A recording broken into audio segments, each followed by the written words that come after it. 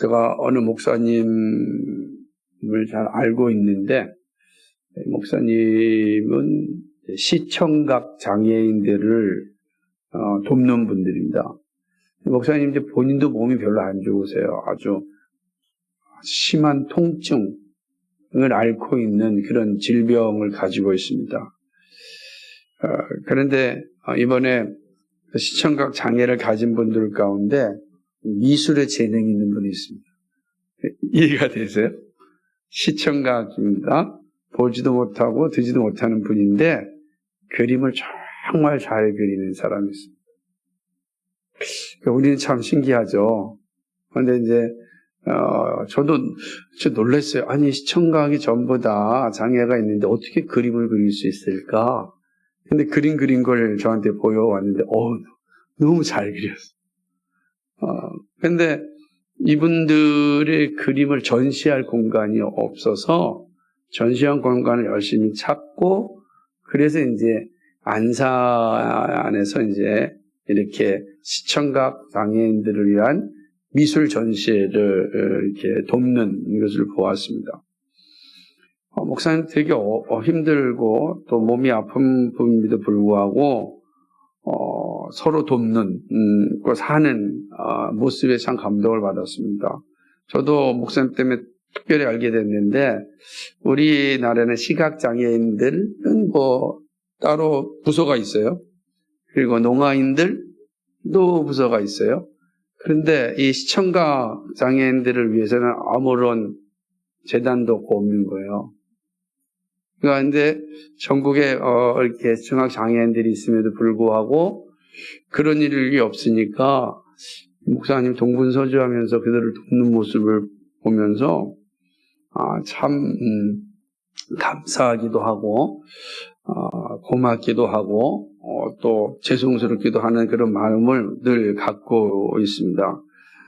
본인도 아픈 상황에 서로 돕는 모습을 보면서 참 감사하다 생각을 하였습니다. 제가 예전에 자주 불렀던 복음송 가운데 이런 가사를 가진 노래가 있습니다.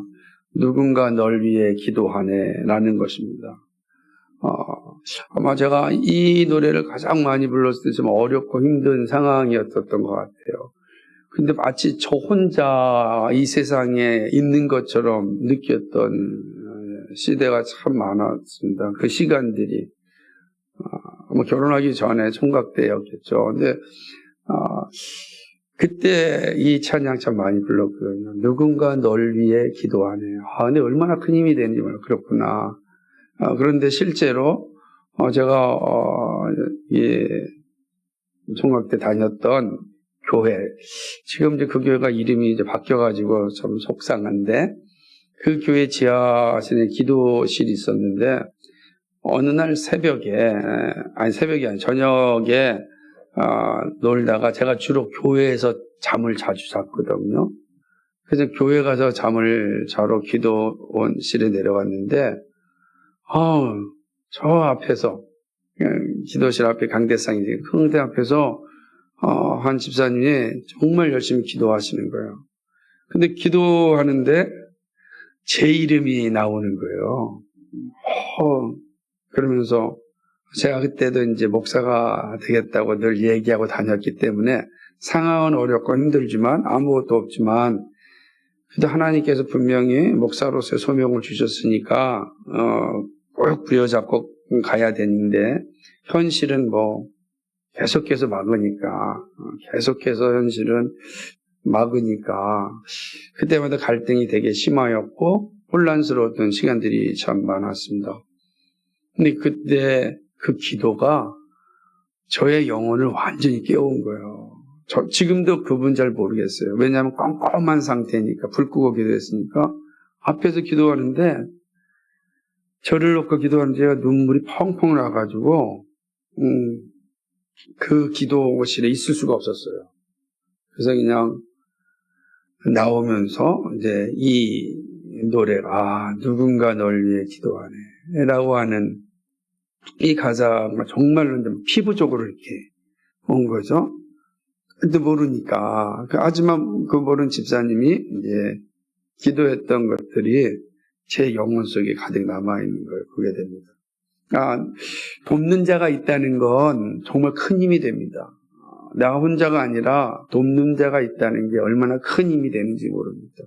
여러분도 혼자가 아닙니다. 혼자라고 생각할 때가 있을지 모르겠지만 결코 혼자가 아닙니다. 누군가 여러분을 위해서 기도하는 사람이 있습니다. 이게 얼마나 강력한 능력인지 모릅니다.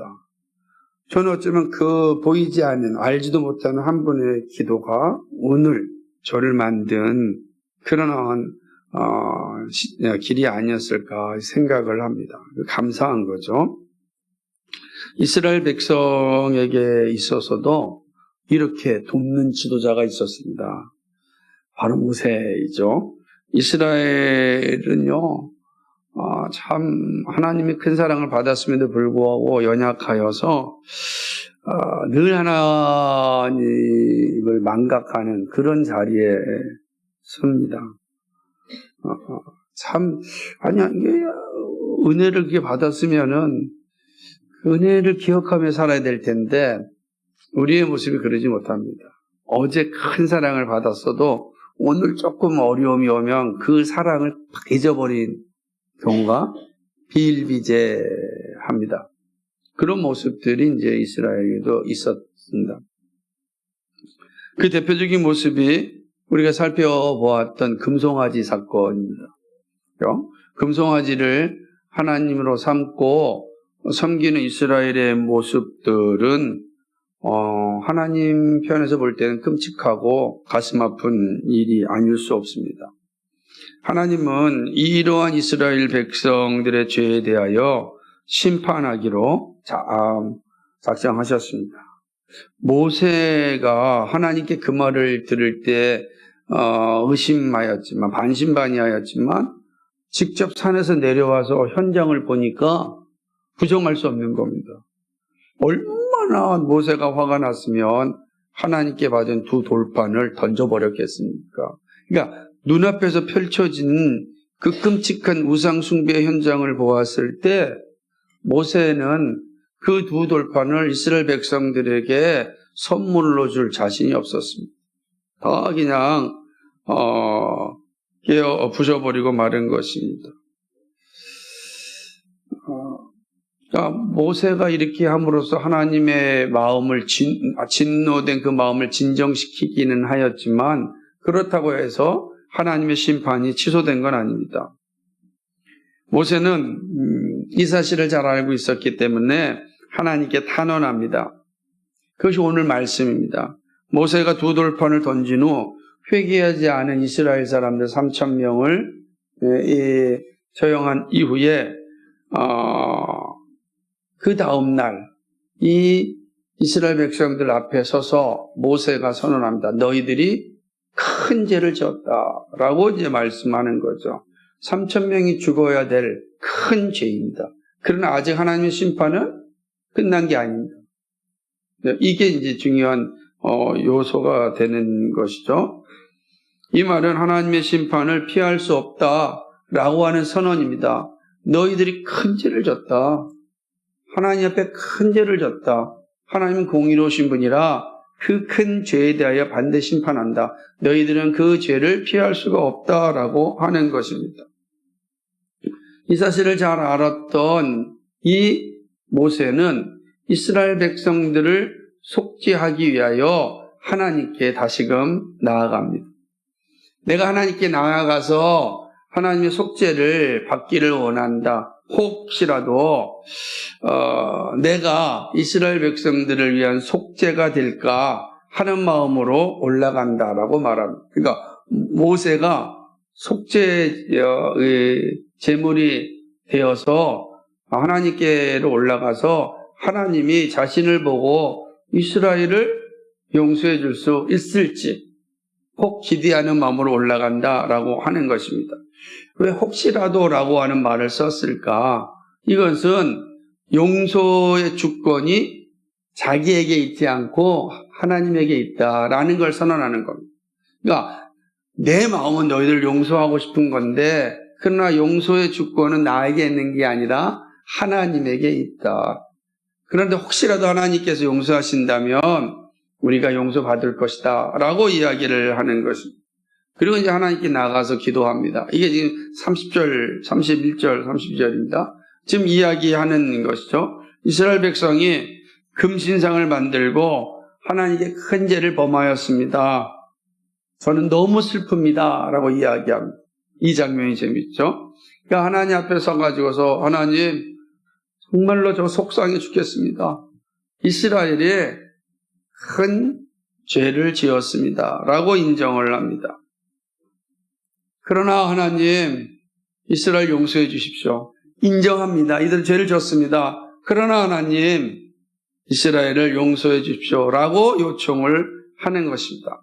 염치 없는 것을 알지만 모세가 이스라엘 백성들이 위하여 할 수 있는 일은 오직 하나님의 용서를 구하는 것밖에 없습니다. 죄를 사하여 달라는 이 말은 죄의 짐을 제거하여 주시고 죄를 몸에서 깨끗하게 씻겨달라는 의미입니다. 그러니까 이스라엘 백성들 위에 있는 그 죄의 무게를 벗겨주시고 이스라엘 백성들 몸에 붙어있는 죄를 씻겨주십시오 라고 하는 게 이스라엘의 죄를 사하여 주십시오라고 하는 이 단어의 의미입니다. 사하여 달라라는 의미가 이런 거예요. 그러니까 완전히 이스라엘을 짓누르고 있는 이 큰 죄를 벗겨주시고 씻겨달라는 거예요. 이게 이제 모세가 하나님께 탄원하는 것입니다. 모세는 이스라엘 백성들이 용서받지 못할 죄를 지었음을 잘 알았습니다. 그래서 모세는 하나님께 강력하게 탄원을 하는 겁니다. 이거는 그냥 웬만큼 해가지고서 하나님의 마음 움직일 수 없다라고 하는 것이에요. 왜냐하면 이건 철저히 하나님 주권에 걸린 거니까 내가 할 수 있는 게 없는 거예요. 그러나 연약한 인간인 모세의 심장에서 할 수 있는 일은 하나님께 강력하게 탄원하는 겁니다. 그 탄원이 뭡니까? 이스라엘을 용서해 주시지 않는다면 자신도 생명책에서 지어달라는 간청입니다. 30. 저도 이스라엘이 여기서 다 죽는다면 저 혼자 가나안 땅 들어가는 거 무슨 의미가 있겠습니까? 저도 생명책에서 지어달라 이렇게 이야기하는 것이죠.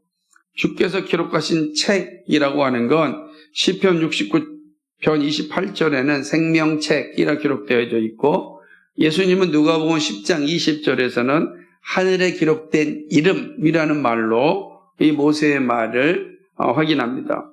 그리고 사도 바울은 빌립보 4장 3절에서 생명책이라는 말로 다시 확인합니다. 그리고 요한계시록 21장 27절에서는 어린 양의 생명책이라고 말을 합니다. 그러니까 지금 이 모세가 자신을 기록한 이름을 제하여 달라라고 할 때 이것은 어떤 걸 얘기하냐? 바로 어린 양의 생명책이다 라고 하는 거예요. 구원받은 자들의 생명책을 의미하는 것입니다. 모세의 이러한 자세는 바울에게서도 볼 수가 있어요. 바울이요, 자기 백성들을 위하여 자신을 하나님께 드리는 장면이 있습니다. 내가 그리스도 안에서 참말을 하고 거짓말을 아니하노라. 나에게 큰 근심이 있는 것과 마음에 그치지 않는 고통이 있는 것을 내 양심이 성령 안에서 나와 더불어 증언하노니 나의 형제 곧 고륙의 친척을 위하여 내 자신이 저주를 받아 그리스도에게서 끊어질지라도 원하는 바로라. 그러니까 내가 내 친척과 내 형제한테 끊어진다 할지라도 내 가족들이 내 민족이 예수님 믿고 구원받았으면 원한다라고 하는 간절한 마음이죠. 근데 이게 모세가 그 이름이 생명책에 지워진다고 해가지고서 이스라엘 백성들이 죄가 없어질까요? 바울이 이렇게 자기가 가족들이 끊어진다 한들 가족들이 구원받을 수 있을까요? 그런 거 아니죠. 구원은 그렇게 주어지는 게 아니잖아요. 구원은 전적으로 예수 믿음으로 주어지는 겁니다. 그렇다면 이 마음은 뭐예요? 예수님의 마음을 드러내는 거죠. 모세로 간다고 한다면 모세는 뭐예요? 자신이 얼마나 불완전한 중보자인가를 보여주는 거예요. 그리고 완전한 중보자가 오셔야만 이 문제를 해결할 수 있다라는 사실을 보여주는 말씀입니다. 잘 이해를 하셔야 됩니다. 오늘 말씀을 잘 이해하는 게 필요합니다. 그 얘기를 나타난 것이죠. 바울이 로마서 8장 38절 39절에서 어떤 얘기를 하냐면 우리는 하나님의 사랑에서 끊을 수가 없다 얘기했어요. 그러니까 본인이 끊어지지 않는 걸 알면서도 불구하고 차라리 내가 끊어진다 할지라도 이렇게 이야기한 것은 예수님의 마음을 드러내기 위함이다 라고 하는 것입니다. 하나님은 모세의 이러한 기도에 응답을 하십니다. 모세의 정직한 질문에 대한 하나님의 어떤 정직한 답변이라고 할 수가 있습니다. 근데 이제 잘 들으셔야 돼요. 이 모세의 간절한 이 질문에 대해서 하나님이 어떤 답변을 하시냐면 33절에 보면 누구든지 내게 범죄하면 내가 내 책에서 그를 지워버릴 것이다. 이렇게 말씀합니다. 오늘 말씀의 이 과정을 잘 봐야 돼요. 그러니까 모세는 내 이름을 생명책에서 지워버려도 좋으니 좀 용서해 주십시오. 용서하지 않으면 저를 생명책에서 지워주십시오. 라고 이제 요청한 겁니다. 그랬더니 하나님께서 어떻게 대답하셨냐면은 뭐라고 이야기한 거예요? 범죄한 자, 내게 범죄하면 내 책에서 그를 지워버릴 것이다. 라고 하는 것입니다. 이거는 뭘 의미하죠? 하나님의 변함없음을 의미하는 겁니다. 하나님의 공의를 드러내는 거죠. 하나님의 죄에 대해서 분명히 심판하신다고 말씀하셨어요. 변기함이 없습니다. 보여주는 것입니다. 어떤 방법으로 하나님이 심판하실지 모르지만 죄에 대해서는 하나님 반드시 심판하십니다. 여러분 우리가 지은 죄에 대하여 어떠한 방법으로 나타날지 모르지만 반드시 죄에 대해서 심판하신다. 이게 이 말씀이란 말이에요. 그러니까 모세가 자기 생명을 두고 요청하였음에도 불구하고 하나님께서는 죄에 대해서 심판하시겠다라고 이야기하는 것입니다. 그러나 오늘 보면 은혜의 장면이 나타나요. 심판을 당장 내리지 않습니다. 심판을 내리시겠지만 하나님의 뜻은 이루겠다고 말씀합니다. 하나님의 뜻이 무엇입니까? 이스라엘 백성들이 가나안 땅에 가는 거예요. 그 언약이에요. 하나님과 이스라엘 백성이 언약이에요. 그 일은 내가 이루겠다는 거예요. 죄에 대해서는 심판하겠지만 내가 너희들과 맺은 언약은 이루겠다. 이렇게 이야기를 하는 것입니다. 그래서 모세에게 말하기를 가서 내가 너에게 말한 대로 이스라엘 백성을 인도하라고 합니다. 내 사자가 앞서 갈 것이라 말씀합니다. 사자라는 게 으르렁 사자가 아니라 앞서 있는 이거를 갖다가 정탐꾼 혹은 앞에 가는 전령, 앞에 가는 대사 이렇게 표현하는 거예요. 이들이 앞서 가서 하나님의 천사가 앞서서 이스라엘 백성들이 가나안 땅으로 들어갈 길을 예비한다. 이렇게 말씀을 하시는 것입니다. 이것은 심판을 유예하신 하나님께서 이스라엘에게 다시 기회를 주시는 말씀입니다. 하지만 이스라엘이 행한 죄에 대하여 반드시 보응하는 것입니다. 그러니까 죄를 유예하는 것이지 심판을 내리지 않겠다라는 것은 아닙니다. 그리고 35절을 보니까 어느 시점에 이스라엘 백성의 징계를 내리셨습니다. 어떤 징계를 내렸는지 성경에 나와 있지 않아요? 근데 학자들은 이야기하기를 전염병을 주셨을 것이다. 이렇게 말씀을 해요. 해석을 합니다. 그러나 성경이 명확히 기록되어 있지 않았지만 35절을 보면 여호와께서 백성을 치시니라는 거, 치셨다라고 하는 이 단어의 의미를 통해서 이 전염병으로 하나님께서 징계를 내리셨다. 이렇게 이제 보기도 합니다. 중요한 것은 하나님께서 말씀하신 대로 심판하셨지만 그러나 또 동시에 하나님이 행하신 약속을 끝까지 시행하시는 모습을 보게 됩니다. 이게 되게 중요한 장면들입니다. 이 장면을. 그러니까 하나님의 일과 사람의 일이 분명하게 존재하는 거고, 사람의 일도 필요하고 하나님의 주권도 필요한 것을 잘 보여주죠. 본문은 모세와 이스라엘 백성 그리고 하나님 사이에 주어진 내용입니다. 그러나 우리가 잘 알다시피 구약 성경은 다 예수 그리스도를 지시하고 있습니다. 더구나 모세는 그리스도의 모형입니다. 그러므로 모세의 자세와 하나님의 응답은 예수 그리스도를 보게 합니다. 그러니까 모세의 중보기도는 중보자 예수 그리스도의 모형이죠. 중보자 예수의 모형이 바로 모세의 모습입니다. 그러므로 오늘 우리가 살펴본 이 모세의 이야기는 궁극적으로 누구를 향하고 있습니까? 중보자 예수 그리스도를 드러내고 있습니다. 특별히 본문은 중보자 예수 그리스도의 능력을 알려주고 있습니다. 그래서 우리는 오늘 말씀을 통해서 그리스도의 능력, 중보자 예수 그리스도의 능력이 무엇인지를 살펴보아야 합니다. 그것이 오늘 본문이 우리에게 주는 매우 중요한 교훈입니다. 첫 번째는 중보자 예수님의 완전한 속죄입니다. 이걸 우리가 살펴볼 수 있습니다. 모세는 이스라엘의 죄를 보았습니다. 여러분이 나중에 이 본문을 읽을 때 오늘 말씀이 기억나기를 소망합니다. 단순하게 모세의 이야기가 아니라 그리스도의 이야기로서 오늘 말씀을 볼 수 있어야 됩니다. 모세는 이스라엘의 죄를 보았습니다. 그리고 자신의 방법대로 권징을 시행하였습니다. 하지만 우상 숭배의 큰 죄를 모세는 감당할 수 없었습니다. 즉 하나님의 진노를 피할 수 있는 방법이 없었습니다. 그러므로 모세는 이스라엘의 속죄를 위하여 하나님께 나갑니다. 혹 너희를 위하여 속죄가 될까 하노라 하고 말합니다. 앞서 살펴보았듯이 속죄의 문제는 하나님의 주권에 달려 있습니다. 모세는 자신이 완전한 속죄를 감당할 수 있는 완전한 중보자가 아님을 잘 알고 있었습니다. 죄를 완전히 속죄할 수 있는 중보자는 오직 예수 그리스도입니다. 그러므로 이 장면에서 정말로 오실 예수 그리스도를 간절히 소망하고 있는 모습을 보게 됩니다.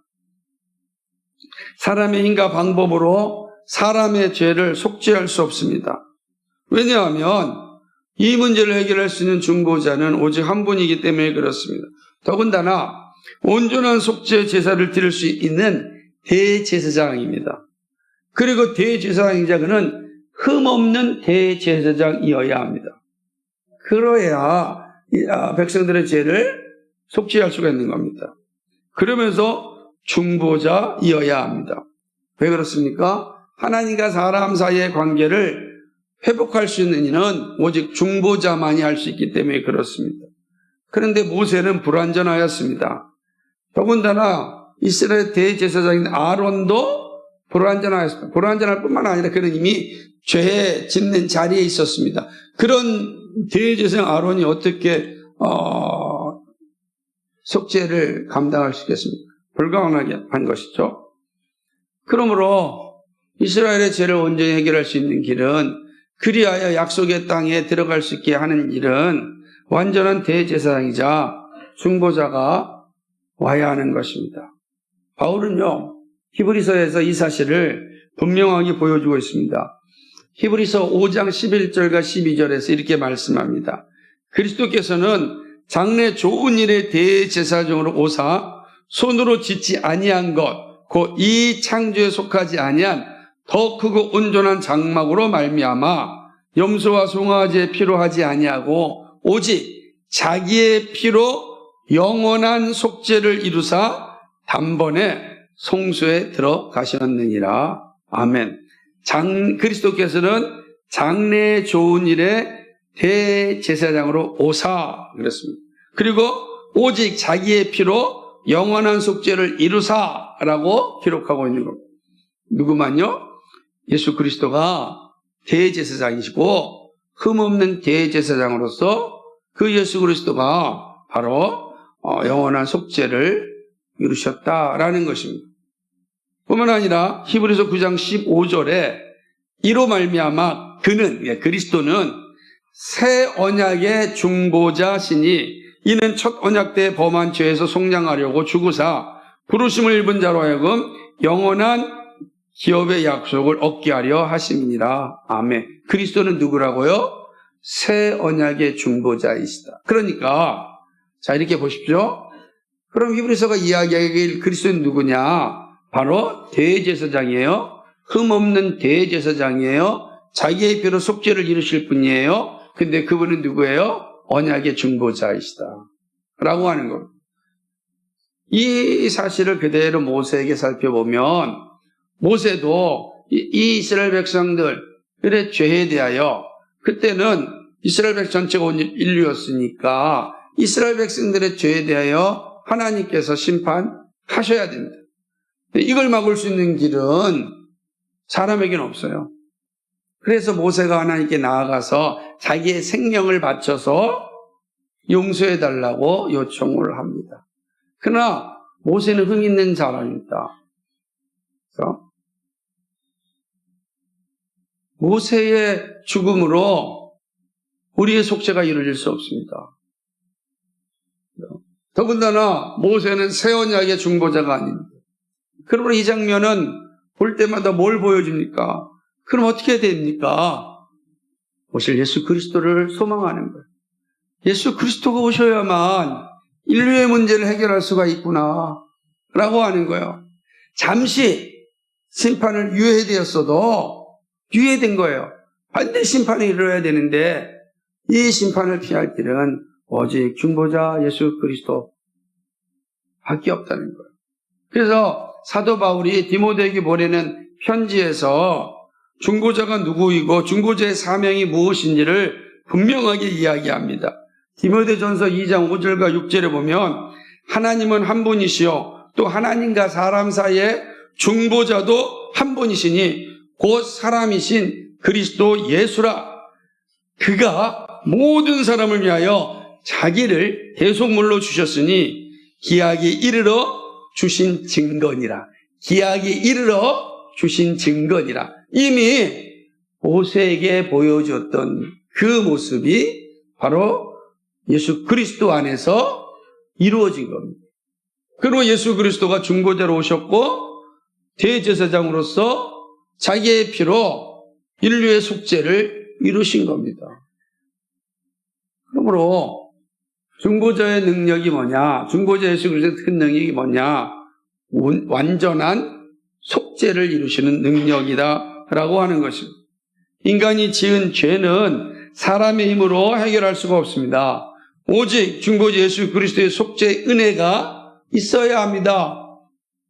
이렇게 모세의 모습을 통하여 오실 완전한 중보자 예수 그리스도를 바라보게 합니다. 예수 그리스도가 우리의 죄를 완전히 속죄하여서 하나님의 심판을 받지 않게 합니다.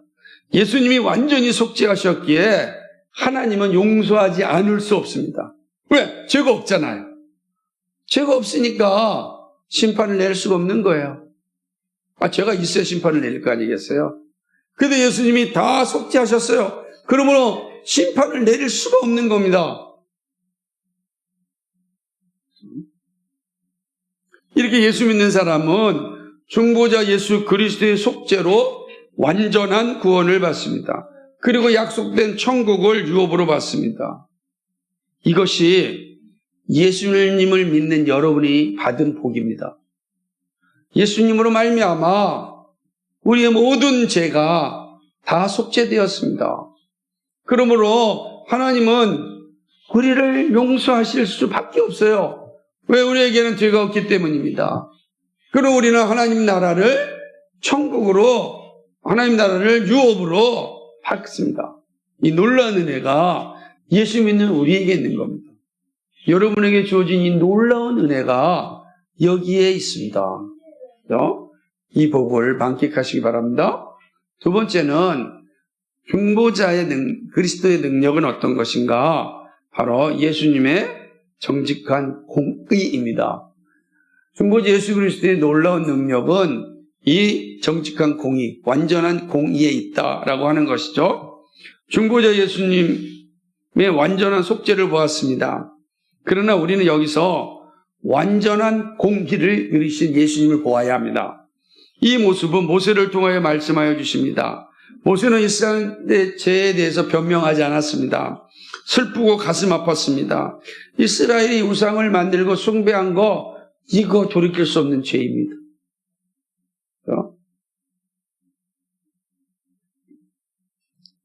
모세는 이스라엘 백성들의 이 죄를 분명하게 보았고, 그리고 회피하지 않았고, 변명하지 않았습니다.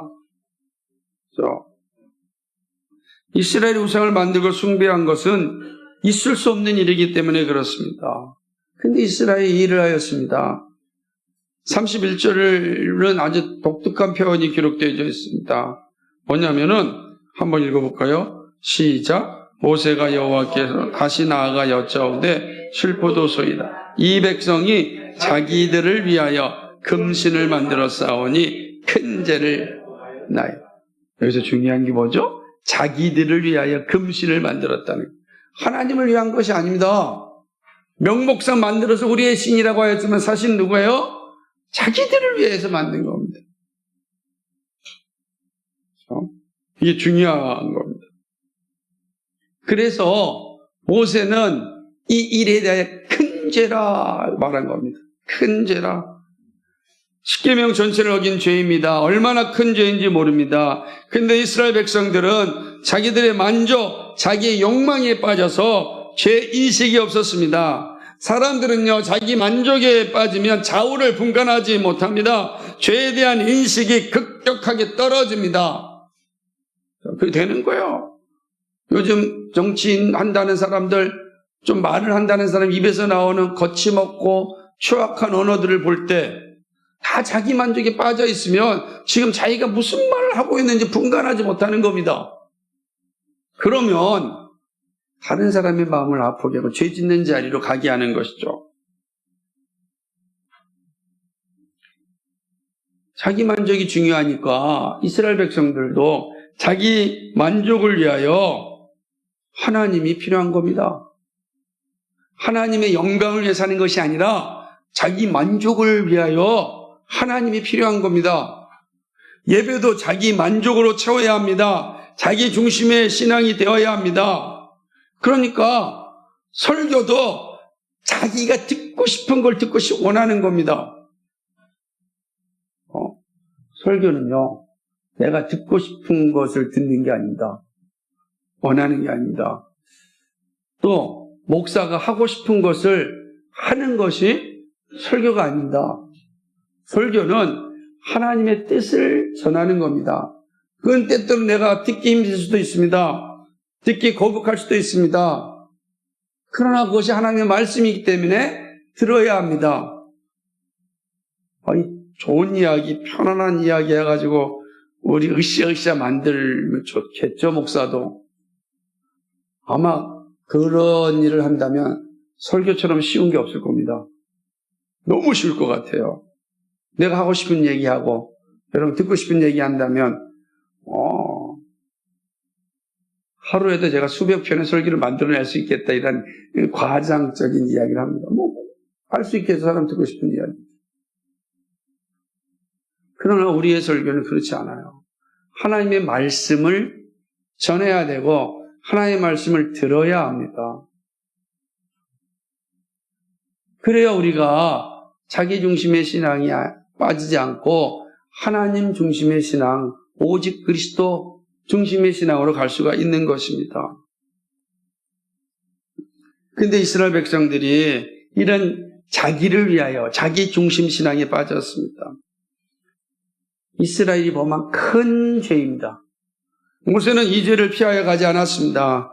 그러므로 죄에 대한 하나님의 주권을 인정합니다. 놀랍게도 이 사실은 예수님에게서 완성됩니다.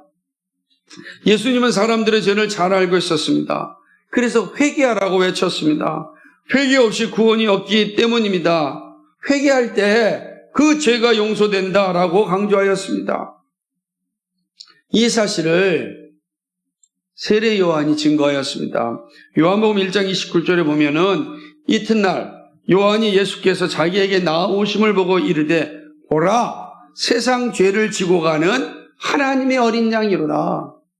예수님이 이 세상의 죄를 지고 가는 존재였습니다. 하나님 앞에서 인류가 지은 죄에 대하여 예수님이 다 인정하신 겁니다.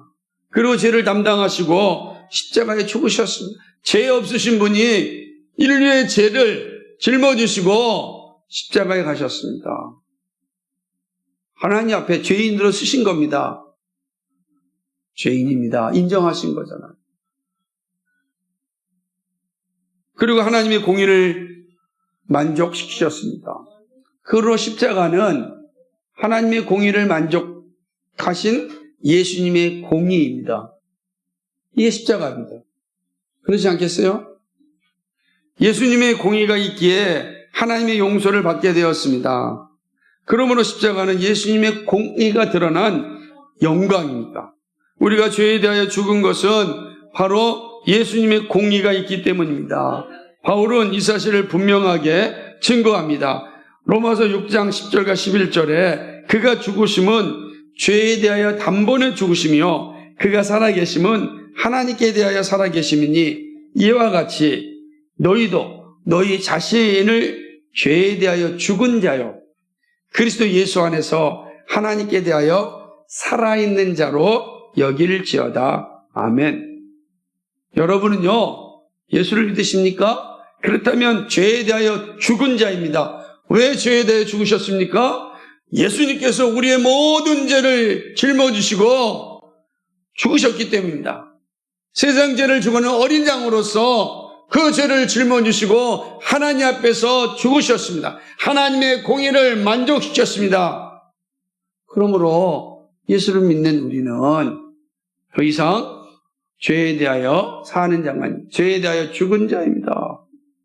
그리고 그리스도 예수 안에서 하나님께 대해서는 살아난 자가 되었습니다. 비로소 하나님을 아버지라고 부를 수 있는 관계가 회복되었습니다. 하나님과의 관계가 회복되었다. 중보자 예수 그리스도의 완전한 공의로, 정직한 공의로 우리가 하나님의 관계가 회복되었다라는 것입니다.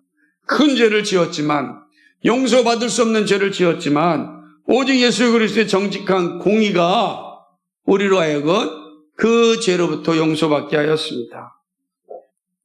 중보자 예수 그리스도의 정직한 공의가 우리를 구원에 이르게 하였습니다. 그러므로 예수 그리스도를 믿는 우리들은 다 이 공의를 소유한 사람들입니다. 놀랍죠? 그래서 하나님께 우리를 보실 때 예수님의 공의를 보시고 우리를 대하시는 거예요. 예수님의 공의가 우리 안에 이루어진 걸 보시고 더 이상 우리를 향하여 죄인이라 말하지 아니하시고 의인이라 부르시는 겁니다. 우리에게 하나님의 나라를 선물로 주시기에 기뻐하시는 겁니다. 왜 그렇습니까? 하나님의 마음을, 하나님의 공의를 만족시켰기 때문입니다. 예수님께서 우리의 모든 죄를 다 감당하셨기 때문에 하나님이 우리를 자녀로 부르시고 천국을 유업으로 주시기에 전혀 부족함이 없는 겁니다. 기쁨과 즐거움으로 우리가 받는 겁니다. 이 예수 믿는 우리가 받은 복이에요. 얼마나 감사합니까? 거절할 수 없는 은혜가 예수님께로부터 왔습니다. 그래서요, 하나님은 우리가 주 예수님을 믿습니다 할 때 하나님은 우리를 거절할 수가 없는 거예요.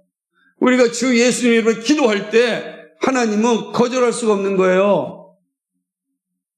예수 그렇게 해서 하나님의 모든 공의를 만족하셨기 때문입니다. 그래서 우리가 예수님의 이름으로 기도하고 예수님을 믿음으로 천국을 유업으로 받는 겁니다. 이게 하나님의 공의가 완성되었기 때문에 그렇습니다. 마지막 세 번째는 중보자 예수님의 온전한 헌신입니다. 이게 예수님의 능력이에요. 중보자 예수님의 능력은 예수님의 온전한 헌신에서 나타납니다. 모세는 이러한 예수님의 모형임을 잘 보여줍니다. 하지만 실체가 아니었기에 실체이신 예수님을 바라보아야 합니다. 모세는 앞서서 살펴보았듯이 이스라엘이 큰 죄를 지었음을 인정하였습니다. 용서받지 못할 죄였습니다. 잘 알고 있었습니다. 그러나 모세는 이스라엘 백성들과 함께 하나님의 언약을 이루고 함께 가기를 원하였습니다. 이게 이제 모세의 마음이에요. 그래서 하나님께 나가서 자신의 이름을 걸고 기도합니다. 이스라엘의 죄를 용서해 주시기를 기도합니다. 그렇지 아니하면 자신도 이스라엘 백성들과 함께 생명책에서 지어달라 간구합니다. 어마어마한 헌신이죠. 자기 목숨을 바치잖아요. 이스라엘 공동체를 해서 내 몸 바치겠다. 나는 이들과 함께 하겠다라는 거예요. 그렇죠? 그러나 모세가 죽는다고 이스라엘의 죄 문제가 해결되는 건 아닙니다. 이는 오실 중보자를 기다리게 합니다. 하나님과 사람 사이의 중보자는 예수 그리스도입니다. 하나님이 예수 그리스도를 보시고 인류의 죄를 용서하셨습니다. 예수님의 중보는 하나님의 용서하심의 보증입니다. 예수님의 헌신으로 인류는 죄에서 해방될 수 있었습니다. 예수님은요, 우리가 죄인 되었을 때 십자가를 지신 분입니다. 여러분, 헌신한다는 건 사랑하기 때문에 나타나는 건데 어떻게 사랑하였느냐? 로마서 5장 7절 8절 보니까 의인을 위하여 죽는 자가 쉽지 않고 선인을 위하여 용감히 죽는 자가 혹 있거니와 우리가 아직 죄인 되었을 때에 그리스도께서 우리를 위하여 죽으심으로 하나님께서 우리에 대한 자기의 사랑을 확증하셨느니라. 아멘. 예수님께서 우리에게 헌신하셨습니다. 왜요? 사랑하셨기 때문입니다. 예수님께 자기의 몸을 우리에게 헌신하셨습니다. 왜요? 우리를 사랑하셨기 때문입니다. 모세가 이스라엘 백성을 사랑하기에 헌신하였던 것처럼 예수님이 사랑하셨기에 우리를 위하여 십자가에 헌신하셨습니다. 이러한 사랑과 헌신은 십자가상에서 분명하게 나타납니다. 예수님은 자신을 십자가에 달리게 한 이들의 죄를 용서하여 달라고 기도합니다. 놀랍지 않습니까? 죄 없는 예수님은 십자가에 달린 사람들을 향해 하나님, 저들을 용서해 주십시오. 저들이 하는 일을 알지 못합니다. 라고 이야기하셨습니다. 보통 사랑이 아니죠. 바울은 예수님의 헌신을 증거합니다. 빌립보서 2장 5절 8절에 예수님이 어떤 헌신으로 나타났는지 너희 안에 이 마음을 품으라. 곧 그리스도 예수의 마음이니 그는 근본 하나님의 본체시나 하나님과 동등됨을 취할 것으로 여기지 아니하시고 오직 자기를 비어 종의 형체를 가지사 사람들과 같이 되셨고 사람의 모양으로 나타나시사 자기를 낮추시고 죽기까지 복종하셨으니 곧 그리스도의 죽으심이다. 아멘. 그렇습니다. 우리를 위하여 낮아지셨습니다. 우리를 위하여 죽으셨습니다. 우리를 사랑하셨기에 우리에게 예수님은 전적으로 헌신하셨습니다. 예수님의 이런 헌신이 우리를 구원에 이르게 하였습니다. 중보자 예수 그리스도의 온전한 헌신과 사랑이 인류를 구원하였습니다. 한 사람이라도 악에서 떨어지는 것을 원하지 아니하시는 그 안타까운 마음, 그 사랑, 그것이 우리를 향하여 자신의 몸 전체를 드리는 헌신으로 나타났습니다. 그러므로 중보자 예수 그리스도의 이 놀라운 능력은 이 온전한 헌신에 있습니다. 누가 이런 헌신을 하겠습니까? 누가 이런 헌신을 여러분에게 하겠습니까? 오직 예수 그리스도께서 우리에게 이런 헌신을 하셨습니다. 그리고 그 헌신으로 우리가 구원을 받았습니다. 예수를 믿는다는 건 바로 이 헌신과 사랑을 소유한 자가 되었다라는 의미예요. 여러분이 이 예수님의 사랑과 헌신을 소유한 사람들입니다. 자부심을 가져야 되지 않겠습니까? 내가 이 사랑과 헌신을 가지고 사는 거예요. 그럼 어떻게 살아야 합니까? 중보자 예수님의 능력을 보았습니다. 그 능력이 믿는 우리에게 선물로 주어졌습니다. 우리는 중보자 예수님의 능력인 속죄와 공의와 헌신과 사랑을 받았습니다. 예수를 믿는다는 의미는 이러한 능력을 소유한 자가 되었다는 의미입니다. 그래서 예수 믿었다는 건 내 안에 예수님의 완전한 속죄가 있고 내 안에 예수님의 완전한 공의가 있고 내 안에 예수님의 완전한 헌신이 있고 내 안에 예수님의 완전한 사랑이 있다. 난 소유한 자다라는 거예요. 우리의 외적인 모습이 어떠한다 할지라도 우리는 이러한 예수 그리스도의 능력, 중보자 예수님의 능력을 가지고 있는 자가 되었습니다. 놀랍지 않습니까? 그렇다면 이 놀라운 선물을 받은 자로서 어떻게 살아야 하는지가 중요합니다. 우선 여러분, 선물을 귀하게 여길 수 있어야 됩니다. 선물을 받았는데 값없이 사용한다면 선물을 주신 일을 부끄럽게 하는 일입니다. 여러분도 선물을 하였는데 받은 사람이 시큰둥하고 가볍게 여긴다면 기분이 매우 좋지 않을 것입니다. 두 번 다시 그 사람에게 선물해주고 싶겠습니까? 그렇지 않습니다. 선물 싫으면 다시 주라고 말하지 않겠습니까? 그러므로 선물을 귀하게 여겨야 됩니다. 귀하게. 내가 바로 이 그리스도로부터 이 놀라운 선물을 받았다. 그 선물을 귀하게 여겨야 됩니다. 그리고 선물을 주신 예수님과 더 친밀해져야 됩니다. 오늘의 중요한 관점이 여기 하나 있습니다. 믿음의 길은 예수님과 더욱 친밀해짐을 의미합니다. 여러분, 인간과 인간이 서로 사랑할 때도 친밀함이 필요합니다. 친밀함이 없다는 것은 사랑한다는 의미가 아니기 때문입니다. 물론 그 친밀함은 인격적인 친밀함입니다. 친밀함 그러니까 이걸 다 자르고 육체적인 친밀함만 생각하는 시대가 되어서 너무 안타까운데 성경이 말하는 친밀함은 인격적인 친밀함입니다. 이러한 원리가 예수님에게 더욱 나타나야 합니다. 그것이 중보자의 능력을 받아 누리는 것입니다. 예수님과 인격적인 친밀함을 누리는 것에 무엇보다 중요합니다. 인격적인 친밀함이 선행될 때 우리가 행하는 봉사도 헌신도 의미가 있습니다. 믿음의 성숙이란 믿음이 자란다라고 하는 건 뭐냐?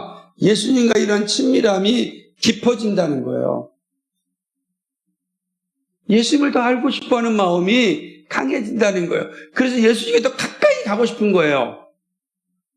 두 남녀가 사랑하면요, 가까이 가지 말라 그래도 29도 30도가 내려지는 그 햇볕에서도요 서로 손잡고 갑니다.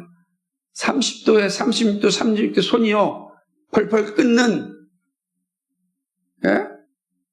용광로와 같은데도 잡고 가잖아요. 사랑하기 때문에 그런 거예요. 더 알고 싶은 거예요. 신앙의 자리에서는 인격적인 친밀함이 여기에 있는 더 가까이 있고 싶고요, 더 알고 싶고요, 더 깊이 교제하고 싶은 것입니다. 말씀으로 그분의 뜻을 알고 싶고, 기도로 그에게 나의 마음을 전하고 싶고, 찬송으로 감사를 전하고, 봉사로 사랑을 고백하는 이런 친밀함이 우리에게 있어야 되는 것입니다. 그래서 상대방이 어떤 생각을 하고 있는지 알고 싶지 않겠어요? 하나님의 뜻을 알고 싶은 겁니다. 그리고 내 뜻을 하나님께 알고 싶지 않습니다. 다 아시지만 기도로 하나님께 하나님 저 이렇습니다 라고 이야기하는 거예요. 그 기도하지 않는 사람은 예수님과 친밀함을 갖고 있는 사람이 아니고, 예수님과 친밀함을 갖지 않는 사람은 예수님의 사랑을 풍성히 누리지 못하는 거예요. 불쌍하죠. 풍성한 사랑이 있는데 누리지 못하는 거예요. 그러니까 정말 예수님을 사랑한다는 건 봉사로 고백하는 겁니다. 봉사는 사랑의 고백의 절정인 것입니다. 근데 그 앞에 인격적인 친밀함이 없는 사람은 죽었다 깨어나도 봉사하지 않아요. 믿음이 성숙되지 않았으니까. 생각해 보세요. 어린아이들이 봉사하는데 기쁩니까? 그러지 못해요. 자기 거 먹는 게 바쁘지. 근데 시간이 지나면 그 아이들이 자라면 봉사하잖아요. 놀라운 것입니다. 네? 제가 어떤 편지를 받았는데, 스승의 날 편지를 받았는데 거기에 정말 감동적인 글이 있었어요. 저도 커서 아이들을 가르치는 교사가 되고 싶습니다. 그게 성장하는 거예요. 그게 성장한. 어릴 때. 그게 봉사예요. 그리스도와 친밀해지면 그런 마음이 나오는 거예요. 그런 마음. 근데 그리스도 친밀해지지 못하면 안 나와요. 안 나와요. 사랑하는 여러분, 그리스도와 친밀해지시기 바랍니다. 그래서 하나님의 뜻을 알고 여러분의 뜻을 전하고 찬송으로 감사하시고 입을 열어 찬송하시고 그리고 봉사로 사랑을 고백해 보십시오. 사랑을 고백하는 겁니다. 고백할 때 반드시 선물을 준비하잖아요. 안 그래요? 네. 프로포즈 할 때 보니까 그냥 별걸 다 주더라고요. 다. 저는 말로 떼어서 참 죄송한데 그렇잖아요. 우리가 마찬가지예요. 하나님께 사랑을 고백한다는 게 여기에 있다라고 하는 것입니다. 예수님을 믿는 것은 중보자 예수님의 능력을 받은 것이고 삶에서 중보자 예수님의 능력을 나타내는 일입니다. 이것이 바로 영적 친밀함입니다. 이러한 친밀함이 있을 때 어려운 세상에서 버텨내고 이길 수 있습니다. 앞으로의 세상도 힘들어질 것입니다. 그럴수록 예수님과 더욱 친밀해져야 됩니다. 여러분이 예수님과 친밀해지면 친밀해질수록 이 어려운 세상을 이겨낼 수 있는 힘을 공급받습니다. 왜 그렇습니까? 중보자 예수님이 여러분을 도울 것입니다. 합력하여 손을 이루고 끝까지 함께 하실 것입니다. 앞서 사자를 보내어 길을 인도하십니다. 예수님과 친밀하게 사실 때 여러분 앞에 다가오는 많은 환난과 어려움과 고난과 고통이 있을지라도 이겨낼 수가 있습니다. 중보자가 함께 하시고 이기게 하시고 앞서가셔서 길을 열으시고 반드시 약속한 대로 그곳에 이끌어 가시기 때문에 그렇습니다. 사랑하는 여러분, 이러한 은혜를 정말 풍성하게 받아 누리기를 간절히 소망합니다. 예수님과 친밀하십시오. 거룩하시고 자비하신 하나님 아버지, 오늘 이 말씀을 통해서 우리에게 들려주시는 하나님의 뜻을 살펴보았습니다. 하나님 아버지, 정말로 중보자 예수 그리스도의 능력을 알았습니다. 그의 속죄, 그의 공의, 그의 헌신과 사랑을 보았습니다. 이 선물을 받은 자답게 이 땅에서 기억하며 살게 하여 주시고 날마다 이 선물을 주신 그 주님과 친밀하게 삶으로 하나님을 영화롭게 하는 삶을 살게 주옵소서. 우리가 살아가는 세상이 쉽지 않습니다. 어렵습니다. 하나님, 이 어려운 세상 가운데 믿음 잃지 않고 방황하지 않고 길을 잃어버리지 않고 바로 살 수 있는 길은 예수님이 도우심 뿐입니다. 그 도우심은 바로 예수님의 친밀함 가운데 누릴 수 있습니다. 사랑하는 성도들이 그 친밀함을 누리고 하나님이 주시는 복을 누리게 하여 주옵소서. 예수 그리스도의 받들어 기도하옵나이다. 아멘.